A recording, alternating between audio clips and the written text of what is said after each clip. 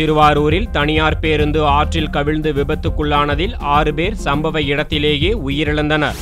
திருவாரூரிலிருந்து சிதம்பரம் சென்று கொண்டிருந்த தனியார் பேருந்து முடிகொண்டான் என்ற இடத்தில் வந்து கொண்டிருந்த போது திருமலைராஜன் ஆற்றுப்பாலத்தின் தடுப்புச் சுவரை இடித்துக் கொண்டு ஆற்றுக்குள் கவிழ்ந்தது. எதிர்பாராத விதமாக நடந்த விபத்தில் சம்பவ இடத்திலேயே டிரைவர் கார்த்தி உட்பட பயணிகள் 6 பேர் உயிரிழந்தனர். இதை பார்த்த அப்பகுதி மக்கள் உடனே விரைந்து வந்து மீட்பு பணியில் ஈடுபட்டதுடன் போலீசாரும் அங்கு விரைந்து வந்து மீட்பு பணியில் ஈடுபட்டனர். பேருந்தின் இடிபாடுகளுக்குள் இருந்த உடல்கள் மீட்கப்பட்டன. 25க்கும் மேற்பட்டோர் படுகாயங்களுடன் அரசு மருத்துவமனையில் அனுமதிக்கப்பட்டனர். இதில் பலரது நிலைமை கவலைக்கிடமாக உள்ளது. இறந்தவர்களின் உடல்கள் திருவாரூர் அரசு மருத்துவக் கல்லூரி மருத்துவமனையில் பிரேத பரிசோதனைக்காக அனுப்பி வைக்கப்பட்டன. தகவல் அறிந்த மாவட்ட ஆட்சியர் பாஸ்கரன் சம்பவ இடத்திற்கு விரைந்து சென்று பார்வையிட்டார். பேருந்து கவிழ்ந்த விபத்தில் 6 பேர் உயிரிழந்த சம்பவம் திருவாரூர் பகுதி மக்களிடம் சோகத்தை ஏற்படுத்தியுள்ளது.